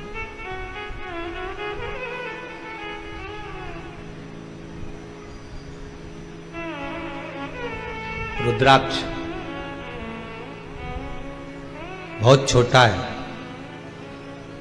एक बड़ा मन का भी होता है, इतना बड़ा। और शिव पुराण कहती है मन का तो इतना बड़ा भी होता है, उससे भी छोटा, उससे भी छोटा, उससे भी छोटा, उससे भी छोटा। जितना रुद्राक्ष छोटा होता है उतना ज्यादा फल देता है। क्यों? क्योंकि छोटे रुद्राक्ष को सेवा की जरूरत नहीं पड़ती। बहुत ध्यान देना। अब अपनी भाषा से समझ लो उसको, अपने हृदय से समझो। छोटा बच्चा है, बहुत छोटा, उसको कुछ भी पहना दो। लड़के को भले तुमने लड़की का कपड़ा पहना दिया, कुछ बोलेगा नहीं, रोता रोता बोलता हो कि नहीं मैं तो नहीं पहनूंगा, इतना सा बच्चा बोले नहीं पहन, बोलेगा नहीं। थोड़ी देर आपने उसको दूध पिला दिया, कुछ खिला दिया, पटक दिया पलने के अंदर, पड़ा हुआ है, खेल रहा है, फिर उसको भूख लगेगी तभी रोएगा। जितना छोटा होता, छोटे बच्चे को इतनी सेवा की जरूरत नहीं पड़ती।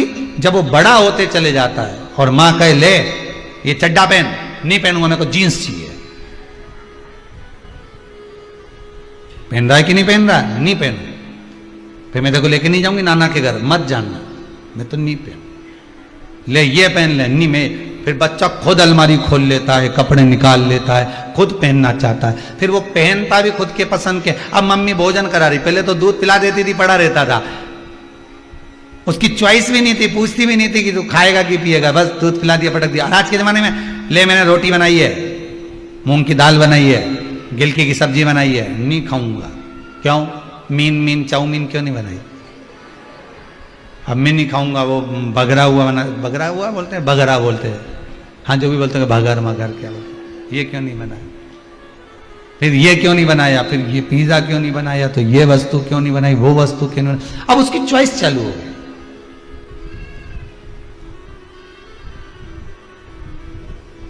कितना समय है उसका केवल चुनने में निकल जा रहा है, केवल चुनने, कितना समय निकल। और बड़ा हुआ, फिर कॉलेज चुना, कौन से कॉलेज में पढ़ना, और बड़ा हुआ, फिर नौकरी चुनी, और बड़ा हुआ, फिर कन्या चुनी, उसके बाद कुछ चुनने के लायक नहीं बचा, चुनौतियां सामने खड़ी हो गई, फिर कुछ नहीं चुन रहा है वो। पर पूरी जिंदगी में उसने बचपन में से लेकर जवानी तक, जवानी से लेकर ब्याह तक, ब्याह से अधेड़ी तक, अधेड़ी तक भी वो चुनता रहा, पर उसने चुनने में एक चीज नहीं चुनी कि मुझे देव अधिदेव महादेव को चुनना है। अगर वो मिल गया तो ये सारी चुनौतियां अपने आप हट जाएगी, बस शिव तत्व मुझे मिल जाए। शंकर जी की पूजन करने बैठो और कोई वस्तु अगर रह जाए ना, अरे मेरे घर पे तो फूल तो भूल ही गई, चंदन तो मैं भूल गई, दही लाना तो भूल गई। शंकर जी की पूजन में कुछ ना कुछ वस्तु छूटती जरूर है। तुम भले कितनी भी याद कर लो, चाहे ब्राह्मण से पूरी लिस्ट बनवा लो, फिर भी शिव अभिषेक में, पूजन में वस्तु छूटेगी जरूर।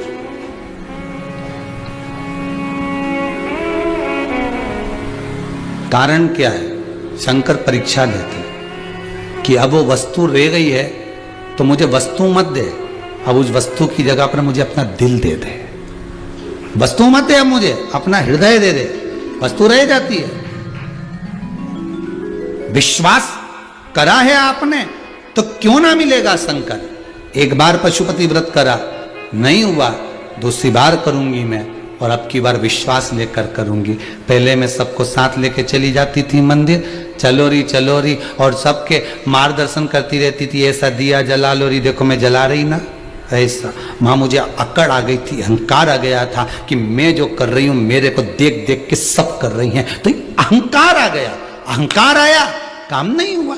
उस अभिमतता को त्यागना है, हमें शंकर की होकर जाना है, हमें शिव की होकर जाना है। शिव महापुराण बार बार कह रही है कि शंकर को कुछ देना है तो कुछ मत दो, आप अपना अहंकार उंडेल कर जाओ। जब अहंकार शिव का हो जाएगा तो तू खुद शिव की हो गई। तुम्हारा अपना कुछ अगर तुम्हारे पास में है तो वो तुम्हारा अहंकार है।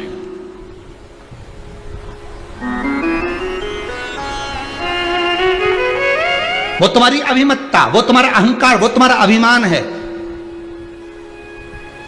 हम दुनिया की वस्तु शंकर भगवान को दे देते हैं, अहंकार कहां दे के आते हैं। मंदिर से निकली तो अहंकार था, पड़ोसन ने कहा चल अपन चले पैदल ही, अरे मैंने गाड़ी बुलवा ली है, आ रही है, तू भी मेरे साथ चल, चलना, बैठ जा थोड़ी देर। दोनों कुर्सी पे बैठी, गाड़ी आई, बैठ जाओ, चलो ड्राइवर साहब इनके घर तक छोड़ देना इनको, चल। अब गाड़ी में बैठी तो अहंकार आ गया। बहुत सी चीजें हैं शिव पुराण की, छोटी छोटी सी गलती है जिसके कारण बस आप कहते हो कि मैं इतने दिन से पूजन कर रही हूं। कई लोग कहते हैं साहब, एक नहीं हजारों लोग कहते हैं हमने ये व्रत करा, हमने ये पूजन करी, हमने ये अर्चना करी, हम मंदिर जाते हैं, हम अभिषेक करते हैं, हम सावन महीने में पूरी पूजन करते हैं, हम बेलपत्र चढ़ाते हैं, हम ये करते हैं, फिर भगवान हमारी क्यों नहीं सुनता। कारण समझिए कि कारण क्या है। आप आए नहीं, सुबह हो गई, मेरी पूजा की थाली धरी की धरी रह गई, क्यों नहीं आए, पूछते तो महादेव से। तो बाबा भी बता देते, पशुपति व्रत करा था इसने, मना नहीं है, सब मैं कर देता, मना नहीं। पर जब मंदिर में आए तो सबसे पहले तो आसन ढूंढे, बैठूं काय पे। जब तेरे को आसन पे बैठने का शौक है तो घर से लेके आ। मंदिर के आसन पर बैठ रही है, जिस आसन पर ना जाने कितने बैठकर चले गए।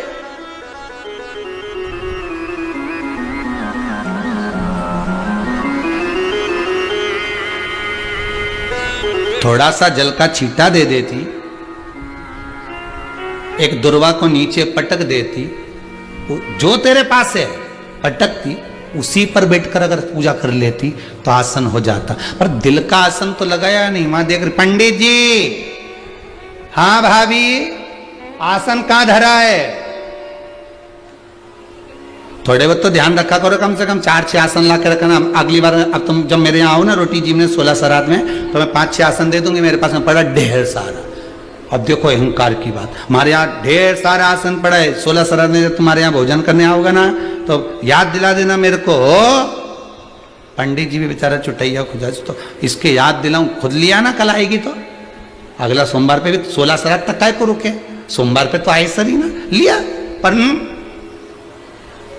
अब इतने अहंकार की बात करे और शंकर जी से कि हमारा काम नहीं कर ही दिया। शंकर जी बोले थारा तो कभी नहीं करो जिंदगी, जा नहीं करो। शिव जी बोले नहीं करो, जा।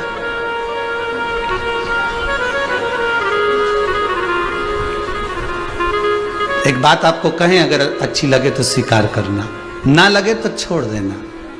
मेरे बाबा के दरबार में जब जब जाओ ना, मेरे भोलेनाथ के द्वार पर जब जब जाओ ना, शिव महापुराण में 1 बजे से 4 बजे तक जब कथा सुनने बैठो ना, तब थोड़ी देर के लिए शून्य हो जाना। क्या हो जाना? शून्य। थोड़ी देर के लिए सोच लेना कि मैं बहुत धनपति नहीं, मेरे में कुछ भी नहीं, मैं अज्ञानी हूं, मेरे पास में कुछ भी नहीं है, मैं तो बस शंकर के चरणों की दासी हूं। जिस दिन शून्य बनकर तुम भगवान के पास जाओगे ना, उस दिन शून्य की भी कीमत मेरा महादेव बढ़ा देगा, अपने आप कीमत बढ़ा देगा।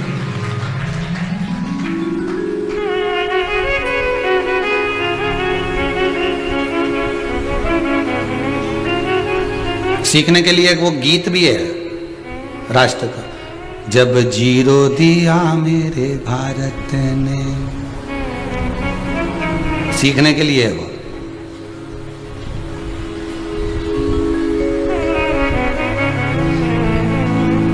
तब जाकर उस जीरो की कीमत समझ में आई है।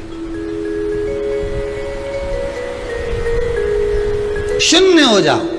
शून्य का मतलब समझते हो ना? इंदौर से चले थे, सीहोर आ रहे थे, 150 किलोमीटर था। यहां से चले थे, भोपाल जा रहे थे, 40 किलोमीटर था। यहां से सीहोर जा रहे थे, 9 किलोमीटर था। अब तुम वहां से चले, चलते चलते चलते चलते कितना आ गया? 114 किलोमीटर। फिर और आगे बढ़े तो लिखा आया आष्टा के पास 45 किलोमीटर सीहोर। और आगे बढ़े 30 किलोमीटर। बोलो घट रहा है कि नहीं घट रहा? 30। और आगे बढ़े 25, और आगे बढ़े 10, और आगे बढ़े 12। जिस मंजिल पर आपको पहुंचना था, सीहोर जाना हो, भोपाल जाना हो, इंदौर जाना हो, पूना जाना हो, मुंबई जाना हो, लखनऊ जाना हो, कानपुर जाना हो, जिस मंजिल तक आपको पहुंचना है, उस मंजिल पर जैसे ही शहर का नाम आएगा, पहले ही लिखा हुआ आ जाएगा सीहोर जीरो, इंदौर बोलो जीरो। मतलब अब आप मंजिल तक पहुंच गए हो, आंकड़े लिखने की जरूरत नहीं है। जब व्यक्ति शून्य पर आकर खड़ा हो जाता है, अहंकार से विहीन, काम से विहीन, लोभ से विहीन, आसक्ति से विहीन, तृष्णा से विहीन, वासना से विहीन, झूठ और कपट से विहीन जब व्यक्ति हो जाता है, जैसे एक मोबाइल नया खरीद कर लाओगे तो उसमें कुछ रहता है क्या? एकदम प्लेन, कुछ नहीं है, कचरा तुम भरते हो।